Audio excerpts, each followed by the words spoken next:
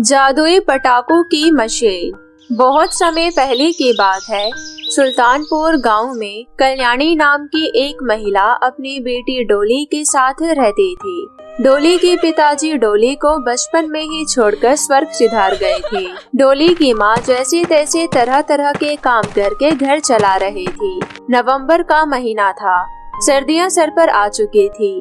डोली की माँ के पास बचे कुचे बस 2000 ही रुपए बचे थे, जिससे या तो वो एक रजाई ले सकती थी या उन पैसों को कहीं काम पर लगाकर अपनी रोजी रोटी चला सकती थी।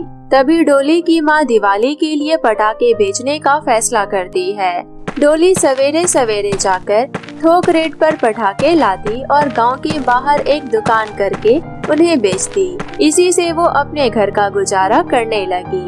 एक दिन कल्याणी देखती है कि उसकी दुकान के बाहर से एक आदमी एक बंदर को जबरदस्ती पकड़कर ले जा रहा था। तभी डोली उस पर दया खाकर बोलती है, क्यों उस बेचारे पर इतना अत्याचार कर रहे हो? छोड़ दो उसे। ऐ लड़की, तू कौन होती है मुझे ऐसा बोलने वाली? मैंने इस बंदर को पूरे 1000 रुपए में खरीदा है। अगर तुझे इस बंदर पर ज्यादा ही तरस आ रहा है तो ला मुझे 2000 दे दे और मैं इस बंदर को छोड़ दूंगा।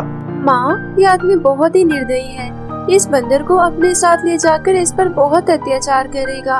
चलो माँ, इसे 2000 रुपए देकर इस बंदर को आजाद करा देते हैं। फिर कल्याणी उसे 2000 रुपए दे देती है। आदमी वो 2000 रुपए लेकर खुशी खुशी वहाँ से चला जाता है। फिर डोली उस बंदर से कहती है, देखो अब तुम पूरी तरह से आजाद हो और तुम कहीं भी घूम फिर सकते हो। उस पापी से मुझे बचाने के लिए आपका बहुत बहुत शुक्रिया। क्या तुम बोल सकते हो? मुझे तो यकीन ही नहीं हो रहा।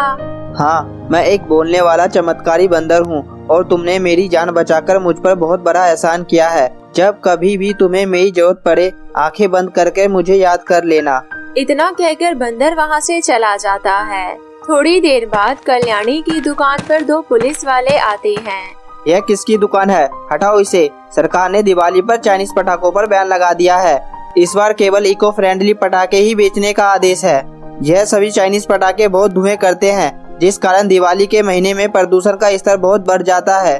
परंतु साहब, अब तो हम ये पटाखे खरीद कर ले आए हैं और इसी से हमारी रोजी रोटी चल रही है। अगर आप ये दुकान हटवा देंगे तो हम भूखे मर जाएंगे। यह सब हम नहीं जानते, ऊपर से आदेश है, हमें उनका पालन करना होगा। कल सुबह तक यह दुकान हट जानी चाहिए, नहीं तो दुकान का सारा सामान बाहर फेंक दिया जाएगा। ये सब सुन कल्याणी और डोली उदास हो जाती है और पुलिस वाले वहाँ से चले जाते हैं। अगली सुबह कल्याणी के पास कोई काम करने के लिए नहीं होता है। वो काम की तलाश में घर घर भटकती है, परंतु उसे कोई काम नहीं देता। कल्याणी अपनी जमा पूंजी में से घर चला रही होती है और आज वो भी पूरी तरह खत्म हो जाती है। डोली की स्कूल की फीस समय पर जमा न होने के कारण डोली के स्कूल वाले स्कूल से उसका नाम काट देते हैं। कल्याणी के पास खाने को कुछ नहीं होता। वो पानी पीकर चुपचाप सो जाती है। कल्याणी से डोली की हालत देखी नहीं जाती कि वो उसका पेट भी नहीं भर पा रही है। डोली का चेहरा मुरझा गया होता है। तभी कल्याणी गांव के साहूकार के पास कर्जा लेने चली जाती है। सेठ जी, मुझे 500 रुपए की सख्त जरूरत है। हमारे घर में खाने के लिए कुछ नहीं है। मेरी बेटी पिछले 4 दिनों से भूखी है। कृपया हम पर एहसान करे। मूर्ख औरत, मैंने क्या दुनिया की भलाई का ठेका ले रखा है जो 500 रुपए दे दूं? चल जा यहाँ से, पता नहीं कहाँ कहाँ से आ जाते हैं भूखे नंगे। ऐसा मत कहिए सेठ जी, मैं आपके 500 रुपए 1 महीने में चुका दूंगी। क्या गारंटी है कि तुम मुझे पैसे टाइम से लौटा दोगी? क्या तेरे पास कोई सोना चांदी, जमीन के कागज या कोई अनमोल रत्न है जिसके भरोसे पर मैं तुझे 500 रुपए दे दूं? नहीं सेठ जी, अगर मेरे पास ये सब होता तो मैं आपके द्वार पर यूं सर झुकाकर क्यों खड़ी होती। कलवा, इस पागल औरत को घर से जल्दी बाहर कर, नहीं तो इसके चक्कर में मैं भी पागल हो जाऊंगा। इस तरह सेठ जी के आदमी कल्याणी को घर से बाहर धक्का दे देते हैं। गरीब कल्याणी रोते हुए अपने घर पहुंच जाती है। कल्याणी और डोली दोनों घर के बाहर बैठे होते हैं कि तभी डोली को वो बंदर याद आ जाता है। बंदर को वो याद करती है और बंदर उसके आगे प्रकट हो जाता है। क्या बात है, आज आप दोनों के चेहरे बहुत लटके हुए हैं। कोई दिक्कत परेशानी हो तो मुझे बताइए, मैं अभी ठीक कर देता हूँ। तभी कल्याणी उसे सब कुछ बता देती है कि तुम्हारे जाने के बाद 2 पुलिस वाले आए और उन्होंने दुकान हटवा दी। आप चिंता मत कीजिए, अब मैं आ गया हूँ तो सब ठीक ही होगा, चलिए मेरे साथ। बंदर कल्याणी और डोली को अपने साथ एक गुफा में ले जाता है। यहाँ पर गड्ढा कीजिए। कल्याणी मिट्टी में गड्ढा करना शुरू कर देती है और थोड़ी देर बाद उस गड्ढे में एक चमत्कारी चीज नजर आ जाती है। थोड़ी और खोदने पर कल्याणी देखती है कि वो कोई मशीन है। हाँ, यह एक इको फ्रेंडली पटाखे बनाने वाली जादुई मशीन है। इस मशीन से तुम धुआं ना देने वाले और कम आवाज करने वाले पटाखे मिलेंगे, जिन्हें बेचकर अपने घर का गुजारा चला सकती हो। कल्याणी और डोली ये सब सुनकर बहुत खुश हो जाती है और वो बंदर का धन्यवाद देकर वो जादुई पटाखा बनाने वाली मशीन अपने साथ अपने घर ले आती है। पटाखा बनाने वाली मशीन की मदद से रोजाना उन्हें कई इको फ्रेंडली पटाखे मिल जाते, जिन्हें बाजार में बेचकर उन्हें अच्छे पैसे मिल रहे थे। पैसे आ जाने पर कल्याणी डोली के स्कूल जाकर उसकी फीस भर देती है और डोली को मन लगाकर पढ़ाई करना शुरू कर देती है। धीरे धीरे पटाखे बेच बेच कर कल्याणी एक ट्रक खरीद लेती है, जिसकी मदद से वो इको फ्रेंडली पटाखों का होलसेल बिजनेस शुरू कर देती है। अब कल्याणी के इको फ्रेंडली पटाखों की मांग बहुत बढ़ गई थी।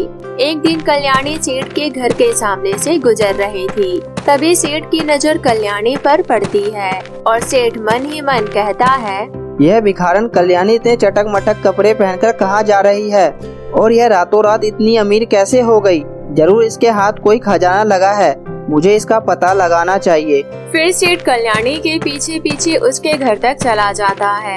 सेठ खिड़की से छिपकर देख लेता है कि किस तरह जादुई पटाखे बनाने वाली मशीन से कल्याणी रातों रात अमीर हो गई है। सेठ वहीं छुपकर रात होने का इंतजार करता है।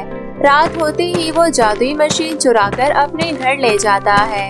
ए जादुई मशीन, मुझे बहुत सारी रस्सी बम दे दो, जिन्हें बेचकर मैं बहुत अमीर हो जाऊं। तभी जादुई मशीन से बहुत सारे आग के गोले निकलकर बाहर आ जाते हैं। सेठ ये सब देखकर बहुत हैरान हो जाता है। ये क्या? ये तो बहुत बड़े बड़े आग के गोले निकल रहे हैं। सेठ अपनी जान बचाकर घर से बाहर भागता है और कुछ ही पलों में सेठ का घर आग के हवाले हो जाता है और सब कुछ जल जाता है। परंतु उस पटाखे बनाने वाली मशीन पर जरा भी असर नहीं पड़ता, वो वैसी की वैसी ही होती है।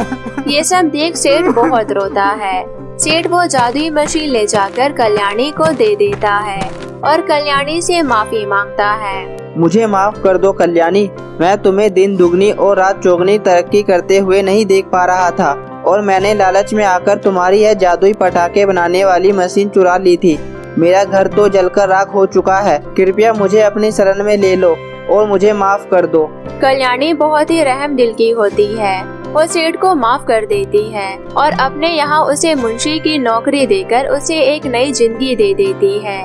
इस तरह हर साल पटाखे बेचकर कल्याणी और उसका परिवार बहुत अमीर हो जाता है। डोली पढ़ लिख कर ऑनलाइन पटाखे बेचने का बिजनेस खोल लेती है और वो देश विदेशों में अपने इको फ्रेंडली पटाखों का निर्यात करने लगती है। तो मेरे प्यारे दोस्तों, कैसी लगी आपको मेरी ये कहानी? मुझे कमेंट करके जरूर बताएं और इसे अपने दोस्तों के साथ भी शेयर करें। और हाँ दोस्तों, अगर आपने अब तक मेरे चैनल को सब्सक्राइब नहीं किया है तो जल्दी से नीचे लाल बटन दबाकर अभी सब्सक्राइब कर लें। तो मिलती हूँ मैं आप सभी से फिर किसी नई कहानी के साथ। तब तक आप अपना ध्यान रखें।